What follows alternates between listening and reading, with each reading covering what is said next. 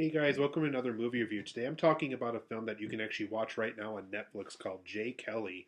This is a film that stars George Clooney and Adam Sandler, and it's a film that's also written and directed by Noah Baumbach, who's also written a lot of films with a lot of directors that have kind of gone on to do their own thing.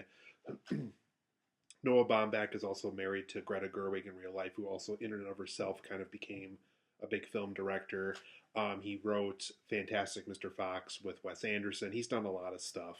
And so now he's both writing and directing again for this J. Kelly film. And in the film, you guys, we follow a character that's played by George Clooney, who's basically kind of like the last movie star, quote unquote. He's kind of the final Paul Newman, Tom Cruise, Tom Hanks. He's kind of that last guy to basically have that persona in the Hollywood world. And so basically, the film starts with him kind of wrapping production on this film and him kind of realizing that his daughters are growing up. He really hasn't been there in their life very often, and so basically one of them is about to go to Italy to basically go to college there, and so that's kind of his last chance to kind of reconnect with her, kind of talk her into coming back home to the U.S. and doing something there. And so he basically convinces his agent slash manager slash friend that's played by Adam Sandler to basically go to Italy with him. He basically drops out of this production that he was about to start after wrapping his previous movie. So he basically talks out of that. They go to Italy together, and while there, there's a lot of things about his daughter that's going to school as well as his daughter that's still back in the U.S. that he's kind of starting to realize about their life and his life and how he really kind of wasn't there for them, how he really was pursuing this acting career when he really should have found a healthier balance of doing a film while also being a family man at the same time.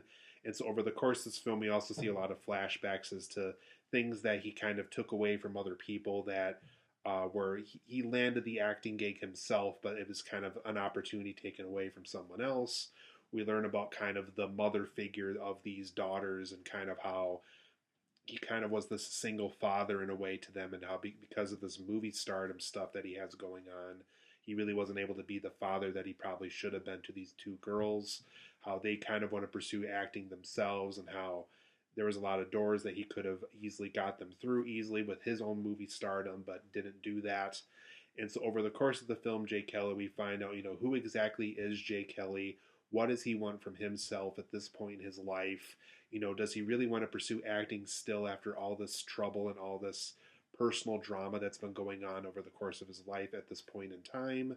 The Adam Sandler manager, he's struggling with a lot of his stuff with his own family because he's trying to be the manager of this major actor. Obviously, there's some things in his life that he's not able to fully participate in because of that huge responsibility. So over the course of Jay Kelly, he has to figure out, what exactly does he want of his life? Does he still going to pursue acting while doing that? What does he have to do to be a better father figure? Um, what does he have to do to make himself feel human again and not just this big movie star guy that everybody sees on the screen and falls in love with and feels like they can relate to all the time?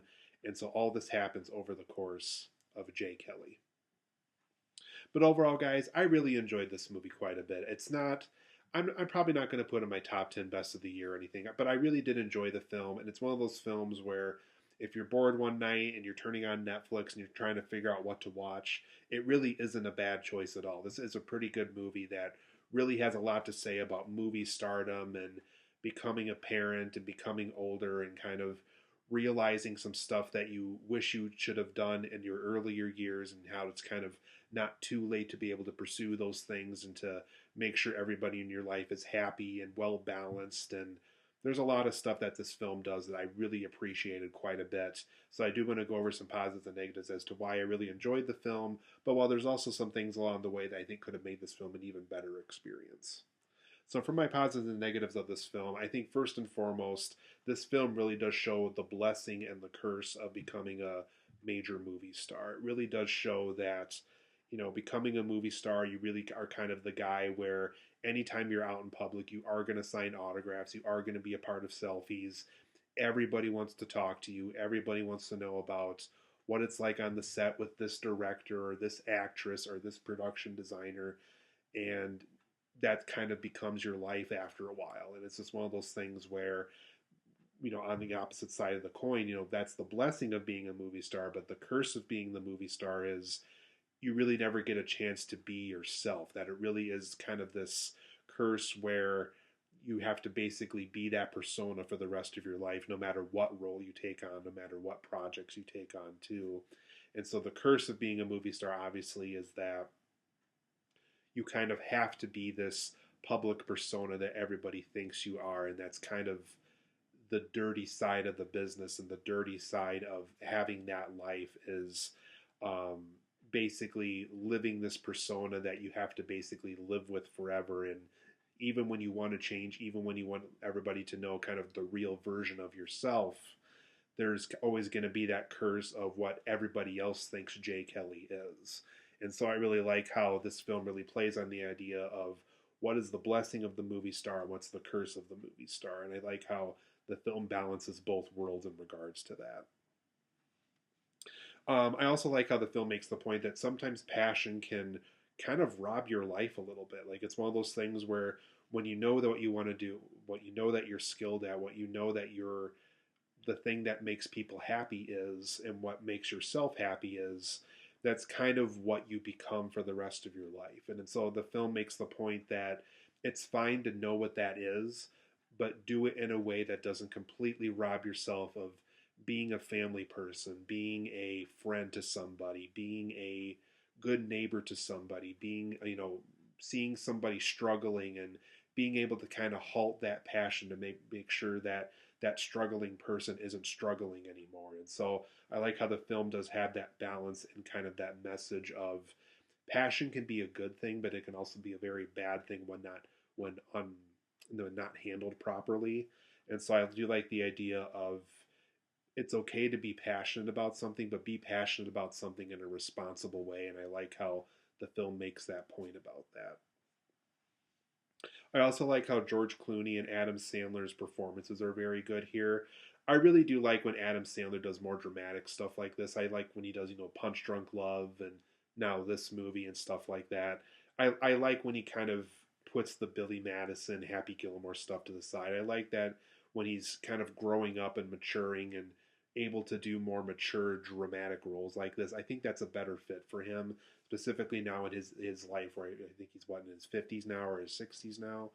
And I also thought George Clooney's character had a lot of layers in this film. Normally, George Clooney's just kind of being George Clooney in a movie, but this time around, it did feel like a very complex character. It really did feel like this guy that is looking back on his life quite often with these flashbacks and really kind of realizing some of the good and the bad stuff that he's done over the course of his life, and how what he's going to do to move forward to make sure that the good side of his life continues and that the bad side of his life doesn't continue further.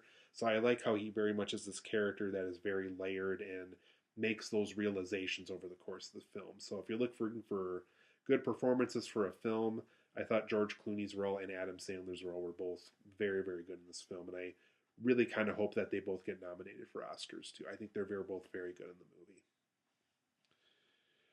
And there's even a line in the film that really kind of stays with you that, and I'm sure I'm paraphrasing, and I'm sure the way the film presents it's a better way, but essentially, movie stardom is a role that never ends. It really is kind of this thing where once you reach it, you really can't go back to the life you once had. It really is one of those things where you are the movie star. You are always going to be kind of that main antagonist or that main protagonist in every project you take on. There is no supporting role. You're always going to be the top billing person.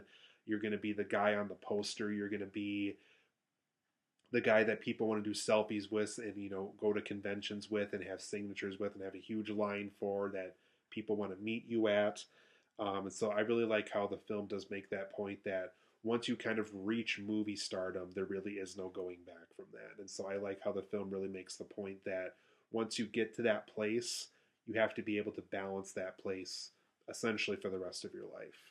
And so I do like how the film makes that point so strongly. This is also a very beautifully shot film. They shot most of it in Italy, from what it looks like, and it really is very beautifully shot. It really does look and feel kind of like that postcard you get from a friend of a place that you always want to go to.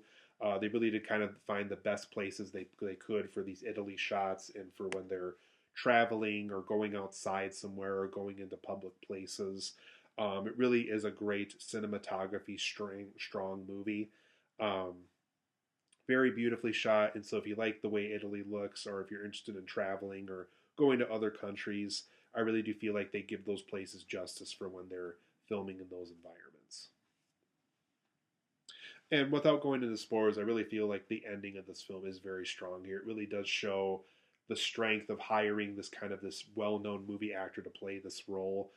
Because George Clooney has been in so many different kind of films, it really does add more impact to the ending, and even just the way that you can tell his character's feeling of both the good and the bad side of the things that have happened to him over the years.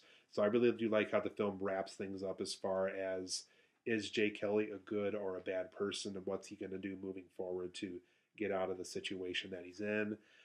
So I really do like that aspect of the film quite a bit. But for my negatives of Jay Kelly, unfortunately, some of the conflicts that the film throws at you get resolved extremely easily. There's just a lot of times where the George Clooney actor character gets a lawsuit, or has somebody that wants to leave the trip, or has his manager having to go to a mandatory meeting and he needs him at the big party that he goes to, or his father falls ill, or something like that. I just feel like when we get to those moments, it just gets resolved super quickly. Whether it's just something that happens that quickly resolves the matter, or without going into spoilers, there's just a situation that George Clooney's character gets into where you find out kind of the resolution as to how he gets out of it. It just feels super convenient and quick. And there's just a lot of times where the film just doesn't seem very interested in giving these characters conflicts that they have to resolve that are, almost kind of life threatening in a way. And I just feel like the times that we do get conflicts with these characters, they're just resolved super quickly, and that really feels like there's no huge tension that is ever going to happen over the course of the film. There's also a lot of slower moments in this movie. So if you're one of those people that really doesn't like slow films, there is a lot of times where the film does really slow down quite a bit to really kind of let you breathe in what some of these characters are feeling in certain moments, and how they kind of reflect on certain flashbacks in their life or certain memories. And because it wants to dive into those moments so often, there really is a lot of times where the film does feel kind of slow as a result. So it's not the best paced movie, if we want to call it that. So do go into the film knowing that there is a lot of slow moments along the way, and it's roughly about a 2 hour movie. So just go into the film knowing that when they hit, it really is kind of a slow ride from when those slow moments do start going. I also thought certain character exits felt kind of awkward in this movie. There's something that happens between Laura Dern's character and Adam Sandler's character, and the film kind of exits her character at this big moment, at this big reveal that's shown to us. And there's just a lot of times like that where certain characters have so much to do, and then out of nowhere they get completely taken out of the film for no specific reason at all. And so there's certain moments, specifically, like I said, with the Laura Dern character, where they exit the film, and not only do they exit the film forever, but it's just kind of an awkward exit as to why exactly they're leaving the film and why we never see that character again. So there's just a lot of times where we get introduced to a character, they become significant for a while, and then they just kind of permanently exit for no reason. And so unfortunately, there's just a lot of times where the film does that with certain characters. And also, unfortunately, I do feel like the film does get kind of unfocused at times, because there is a lot of times where they wanted to be about the George Clooney character, but they also wanted to be about the Adam Sandler character, and then they also wanted to be about the George Clooney father, and they also wanted to be about this person, and they also wanted to be about that person. And so there's just a lot of times where they want to throw a lot at us, but they don't know how to focus in on those each individual subplots. So every time they throw us a new subplot, it feels like something gets thrown under the bus, and the film does feel a little unfocused at times because of these decisions. But overall, guys, I'm going to give Jay Kelly an 8.5 out of 10. I think it is a really well-made movie. I think it is a film that we are going to hear about when the Oscar nominations come out. Whether it wins anything, we're going to have to find out. But I really do feel like some of these actors and performers and writers and stuff like that should really get nominated for some of the things that happen in this production because it is really well made. So it's 8.5 out of 10 for me. I highly recommend seeing it. Like I said, not probably the best film of the year or anything. There is some problems on the way that's going to prevent it from making me feel that way, but it's a very well done film. It's an 8.5 out of 10 for me. I recommend seeing J. Kelly.